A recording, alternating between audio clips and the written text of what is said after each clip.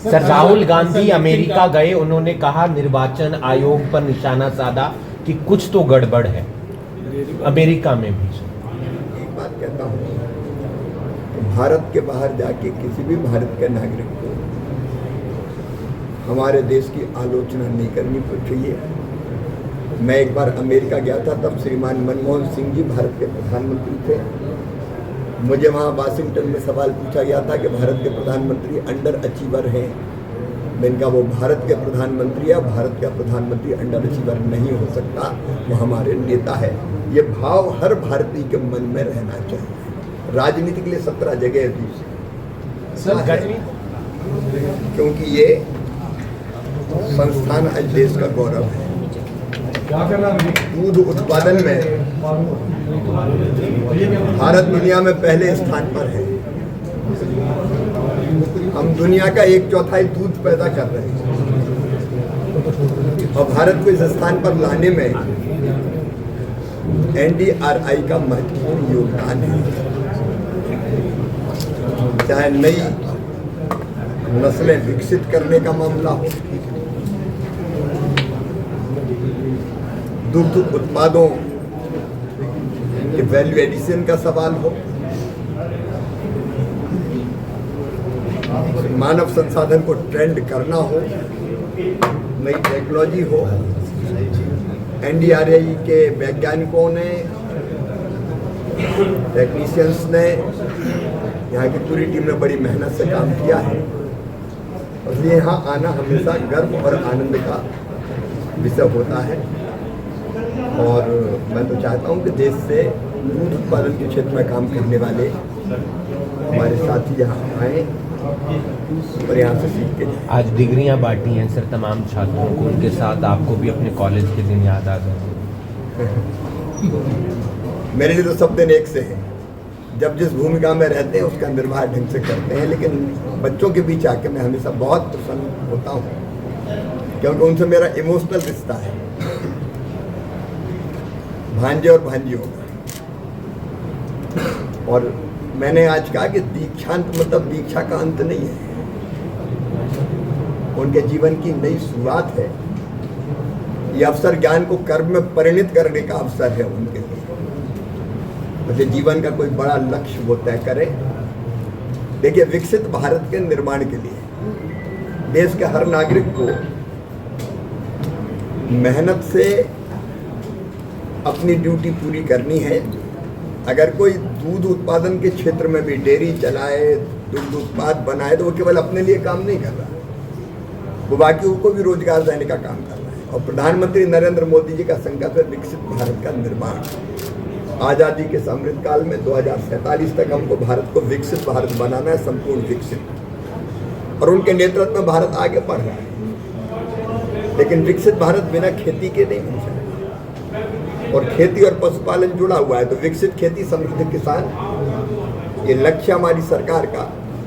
इसलिए खेती के साथ और गतिविधियां जिसमें पशुपालन बहुत महत्वपूर्ण है, वो और कैसे बढ़े और धीरे धीरे लोगों की आमदनी को कैसे बढ़ाए, इस प्रयत्न में हम लोग लगे। गर्मी बहुत ज्यादा बढ़ रही है सर। डाइवर्सिफिकेशन और पशुपालन का इनपुट कॉस्ट तो बढ़ती जा रही है, तो MSP भी वही कर रही है, 100-200 रुपये बढ़ता है हर साल बढ़ रहा है सर, 100-200 जो भी इंडेक्सेशन। ये मोदी सरकार है, लेकिन इनपुट कॉस्ट जो कुल इनपुट कास्ट में 50% लाभ जोड़कर ही MSP घोषित करती है।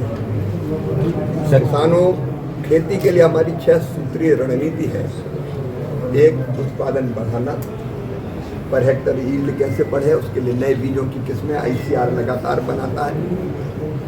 उत्पादन की लागत घटे नई टेक्नोलॉजी के माध्यम से और योजनाओं के माध्यम से भी। उत्पादन का ठीक दाम मिले, इसलिए MSP। नुकसान हो जाए तो भरपाई हो, इसलिए प्रधानमंत्री फसल बीमा योजना।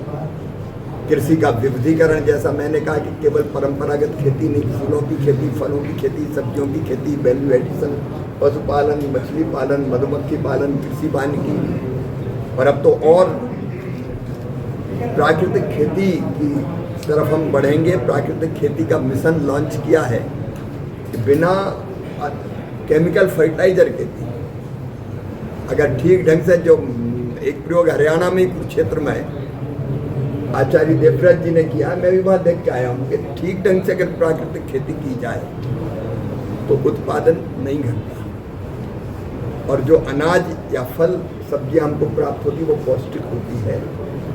तो इस बार भारत सरकार ने प्राकृतिक कृषि मिशन भी लॉन्च किया ताकि इनपुट कास्ट घटे, धरती का स्वास्थ्य भी अच्छा बना रहे, नहीं तो ज़्यादा केमिकल फर्टिलाइजर और कीटनाशकों के उपयोग से वो भी बिगड़ता है और धरती आने वाली पीढ़ियों के लिए भी सुरक्षित रहे। एक साथ नहीं, अभी हम किसानों को जागरूक करके जो किसान करना चाहे वो 10 एकड़ है तो 1 एकड़ में करे, 2 एकड़ है तो आधा एकड़ में करे, तो ये प्रयोग भी करें। सर, राहुल गांधी अमेरिका गए, उन्होंने कहा निर्वाचन आयोग पर निशाना साधा कि कुछ तो गड़बड़ है अमेरिका में भी।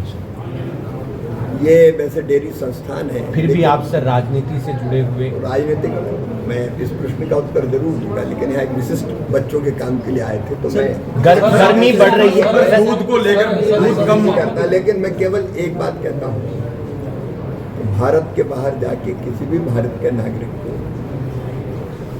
हमारे देश की आलोचना नहीं करनी चाहिए। मैं एक बार अमेरिका गया था, तब श्रीमान मनमोहन सिंह जी भारत के प्रधानमंत्री थे।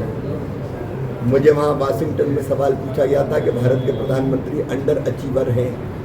मैंने कहा वो भारत के प्रधानमंत्री है, भारत का प्रधानमंत्री अंडर अचीवर नहीं हो सकता, वो हमारे नेता है। ये भाव हर भारतीय के मन में रहना चाहिए। राजनीति के लिए 17 जगह है। सर, गर्मी बहुत ज्यादा बढ़ रही है सर। आज आपकी संगोष्ठी है वन नेशन वन इलेक्शन को लेकर, वहाँ चर्चा करूँगा। सर, गर्मी बहुत ज्यादा, सर यहाँ हम आए हैं, गर्मी बहुत ज्यादा बढ़ रही है सर, फसलों पर इसका असर पड़ रहा है, तो किसानों को क्या संदेश देना चाहिए? पशुपालन पर भी जलवायु परिवर्तन के खतरों से निपटने के लिए भारत सजग है। हम जलवायु अनुकूल किस्मों का विकास भी कर रहे हैं और कोशिश ये कर रहे हैं कि ऐसी किस्में भी विकसित करें जो बढ़ते हुए तापमान में भी जिनमें उत्पादन ना घटे। धन्यवाद। केंद्रीय कृषि मंत्री शिवराज सिंह चौहान आज करनाल में पहुंचे। पहला कार्यक्रम दीक्षांत समारोह का था, जहां पर तमाम स्टूडेंट्स को डिग्रियां बांटी गई। उन्होंने कहा कि जो संस्थान दूध के क्षेत्र में इतना रिसर्च कर रहा है, वहां पर आकर बहुत अच्छा लगता है और स्टूडेंट्स के साथ तो मेरा भांजा और भांजी का रिश्ता है, क्योंकि शिवराज सिंह चौहान को मामा कहा जाता है। लेकिन कांग्रेस पार्टी के नेता राहुल गांधी पर भी वो बरसते हुए नजर आए, क्योंकि राहुल गांधी ने अमेरिका में जाकर सवाल खड़े कर दिए हैं निर्वाचन आयोग पर और कह दिया है कुछ तो गड़बड़ है। और इसका जवाब दिया शिवराज सिंह चौहान ने। उन्होंने कहा और उदाहरण भी दिया कि जब प्रधानमंत्री मनमोहन सिंह थे और मैं विदेश में गया तो वहां पर मुझसे पूछा गया मनमोहन सिंह के बारे में, लेकिन मैंने कहा कि वो हमारे देश के प्रधानमंत्री है। किसी भी व्यक्ति को विदेश में जाकर देश की किसी भी बात को ऐसे नहीं रखना चाहिए जिससे देश की छवि पर कोई प्रभाव पड़े। इसके अलावा कई और राजनीतिक मुद्दों पर भी उन्होंने अपनी राय रखी। बहरहाल देखना यह होगा कि शिवराज सिंह चौहान के इस बयान के बाद कांग्रेस पार्टी की तरफ से क्या जवाब आता है। आप दिख रहे हैं अभी ब्रेकिंग में हूं आपके साथ हिमांशु नारंग। धन्यवाद।